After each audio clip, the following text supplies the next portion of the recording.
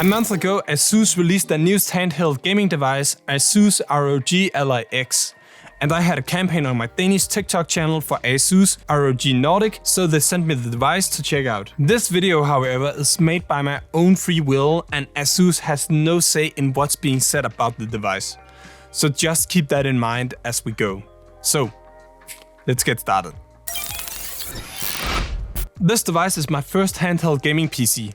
I haven't tried the Lenovo Legion Go, the Rog Ally, or any other device like this, so I won't be able to compare this to any of the other devices.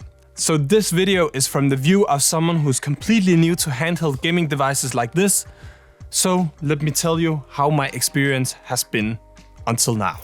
I wouldn't say that I was actually actively looking for a handheld gaming device, but I will say that after having used it for a month by now, I don't know how I was living without it before. You see, I really enjoy being able to move around with my tech, so it has always annoyed me that I had to sit inside while playing adventure games like Jedi Survivor, Ratchet & Clank, Dragon Ball, or other games like it. So it's really nice to just being able to go outside and play. But I had actually never thought about just getting a handheld device like this. I don't know why.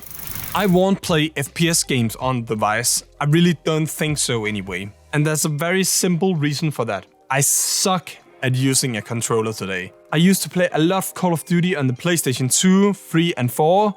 But back in 2018 I ditched it completely for gaming on PC, and I haven't looked back since. Adventure games, however, are often a bit more chill, so being super accurate doesn't really matter that much. So for that purpose, the Ally X suits me really well. So those are the games I've been playing mostly on the device for this last month. The device is relatively big and chunky, so if you intend to have it with you everywhere you go, you should really consider having a bag of some sort with you, because it really doesn't fit inside your pockets. But this is not necessarily a bad thing, because since it is so big, then you also get a very big 7-inch 1080p IPS display, which actually makes it much more enjoyable to use on the go, since you don't have to squint your eyes to see what's going on.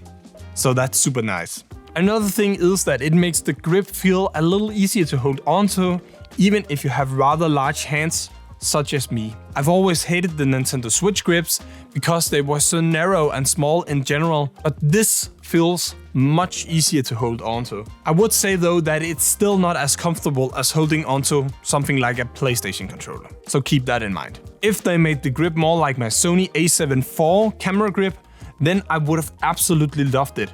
But I also know that it's made for people in different sizes, and well, they would have had to make a separate design if I was gonna be happy about the grip, so I fully understand. And this grip also keeps the device's footprint smaller. It's still not small, but smaller. With this grip though, then I kind of feel like the right joystick should have been sitting exactly like the left joystick on the device, because having to tuck in your thumb like this isn't the most comfortable, and I also feel like it makes me much more inaccurate in game. The RT, RB, LT, LB triggers on the top of the device simply just sits the perfect amount away, so that's nice. So no complaints there. And I also really like the customizable buttons on the back of the device. Great addition. It makes it feel much more like my old SCUF controller, which is super nice. They are not in the way in any way. Just super small, easy to click, and nice tactile feedback also. So super nice. The joysticks have this concave cutout, which I'm not really a fan of, but that's just personal preference. I also don't like the ones that the PlayStation 4 controllers had, so I used to always put doomed control freaks on the joysticks. It just felt much more comfortable and easy to be accurate once the stick was heightened a bit. But I do think a lot of people really will like these joysticks. So some people are gonna like them, and others like me are gonna hate them. I do like the black design of the device though. It doesn't scream gaming device like a lot of other gaming peripherals from ASUS's ROG lineup does, so that's extremely nice. I also really like that the branding on the device is relatively hidden and not that noticeable since it's mostly black on black or engraved. It does have some RGB lighting around the joysticks, but if you don't like it, then it's possible to turn it off or change it within the device's settings. The device does also have a volume up and down on top as well, so that's nice, it's still clickable buttons. On top of the device is where you're gonna find all the inputs and outputs. It has a jack stick out to the right, so if you have wired headphones that you want to use, you can plug them in right there. Next to that, there's a micro SD card slot. All the way over to the left, you'll find two USB-C ports, where one of them is USB 3.2 Gen 2 and the other is USB 4.0 Gen 2 Thunderbolt 4, which supports faster transfer speed and the possibility to connect it up to a eGPU. So you can get even more power out of the device if you want to. You can also use it on an external display if you want to play the games on a bigger screen. Unlike something like the Steam Deck, this Ally X runs on Windows 11, which means that you have the possibility to download almost any game from any launcher, whether it's games from Battle.net, EA, Steam, Epic or any other launcher. And this really is a great feature because this really makes it basically into a mini gaming PC. Navigating the device is also super easy since you actually don't have to use the joysticks and the buttons because the screen is touch. So you can just navigate around like as if it was a tablet, which I find super convenient. The Ally X also has a 7 millisecond response time and a screen with 120 Hz with AMD FreeSync. So every press, twist or turn feels super snappy all the time. The display is also delivering super great black levels, kinda at the level of my Dell color accurate monitors here. So everything also just looks super sharp in both the 1080p mode as well as the 720p or 900p mode. I barely notice any difference and I actually don't mind playing at a lower resolution just so I can get some better performance. So most of the time I actually just play in the 720p mode. Since I mostly use the device outside, then it kinda sucks that the brightness level only goes up to 500 nits, because even this 1000 nits camera monitor seems like a bit too small of an amount for being outside in direct sunlight, so I find it really hard to see anything when playing in the sun. So I usually find a shadow spot of some sort. I will say that the coding they have used really does help a little bit, compared to a lot of other screens though. But it's still not great in direct sunlight. Let's go through some of the specs of the device. It runs on the same AMD Ryzen C1 Extreme processor that the previous Ally also ran on. However, since it now has gotten its RAM improved from 16GB to 24GB LPDDR5X, now running 7500 MHz, then it should have 15% better performance now. Since I don't have the previous version, I can't compare it, but I can tell you what FPS the games I play can get. And then you can decide for yourself if it's worth buying.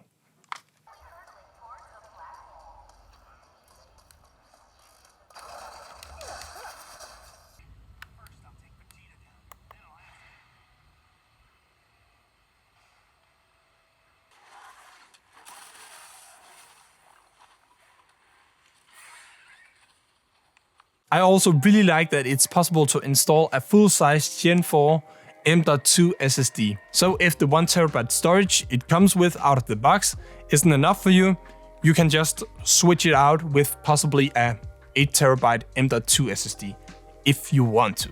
Compared to the previous version, it now has double the amount of battery life with 80 watt-hours, which is a major improvement. But when you're playing heavy AAA titles like Star Wars Jedi Survivor, I still feel like that's not enough, since it generally only lasts around 2 to 3 hours, depending on the mode I'm playing in. If you also think that it must weigh a lot now with double the amount of battery, I can tell you that it should only be about 11% heavier. But since I still haven't tried the previous version, I have nothing to compare it to. So it is heavier than my Nintendo Switch, but it really ain't that much, and also not that noticeable when you're using it. It really doesn't feel that heavy to me. So take that as you want it. If you want to just watch some Netflix, then it's a massive amount of time it can be on, because it really will only ever be a problem if you intend to lie in bed all day and binge a series of some sort. I haven't tried doing that, but I did watch Deadpool the other day on it, and it only went down about 20%. Within the device, you'll also find ASUS's Colorgrade app, which is kinda integrated into the device. In this app, you'll have the ability to adjust the layout of the command center, so you can have some other features available, instead of the operating mode, gamepad mode, game profiles, and so on. You also have the ability to control the lighting and button layout, so you can adjust your device to your liking. The Colorgrade app also acts as a game hub, where you'll be able to find the games you've got installed on the device. However, I've noticed that it doesn't always recognize all your games, so I tend to just open up the launcher for the game and then starts up the game there instead. So yeah, that seems to work. I also never feel like it gets extremely hot holding it in your hands, but this is probably due to the great airflow the device has, with 3 outtakes and now bigger fans as well. So that's super nice. You do have to be aware of the vents at the top in both the right and left side when playing some AAA titles in turbo mode, because they will become quite hot, so you should avoid touching them. But it's not like you'll get burned, they just become rather hot, so it might hurt a bit. The device also has Wi-Fi 6E, so downloading games goes super fast, and the network latency is also not that noticeable because of that. The device does have built-in speakers in both sides, which is positioned really great, because you really don't ever put your hands over them at all. That's just phenomenal placement. And the sound coming from them is also better than what I expected. But I have to be completely honest, most of the time I actually never use them, simply because I connect a pair of headphones either via Bluetooth or through the jack stick at the top of the device. Just because I want to hear what's going on doesn't mean that everyone around me wants to hear that as well. So I tend to just put some headphones on anyway. Regarding the price of the device, which is $799 US, then I actually really think you get a lot for your money's worth, because it really is some super great features that's been improved upon.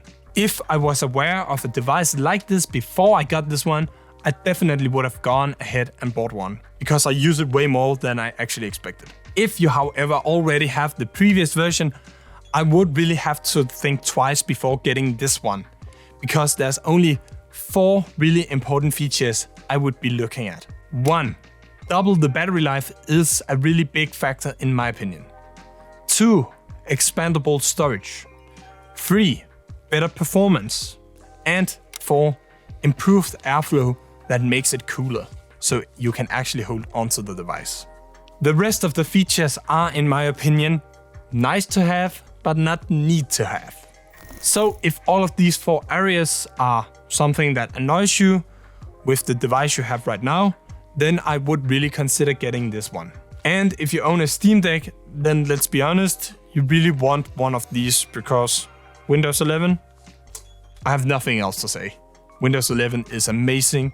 You can play any games, amazing. If you don't already own a handheld gaming device like the Ally X, then let me just tell you that I really didn't think I would ever use it, but now I use it almost daily and have done so for the past month. Even though I have 2 way stronger gaming PCs here in my office. So yeah, it's actually kind of weird that I prefer using this one most of the time actually. But just the versatility and power is absolutely phenomenal. I now no longer always need to sit at my gaming PC to be able to play games. This device is really a premium device that can everything you want it to and more. So if you're on the go a lot or just want to go outside to play a little more, then it's perfect for you. I probably wouldn't get the previous version even if it was on sale, simply because of the much smaller battery, which in my opinion really is a big deal because, as mentioned earlier, even around 3 hours of playtime on a AAA title is, in my opinion, right on the edge of what I would say is acceptable. Yeah, that was all. Well, drop a like and subscribe to the channel if you found the video interesting. And see you in the next one. I'm out.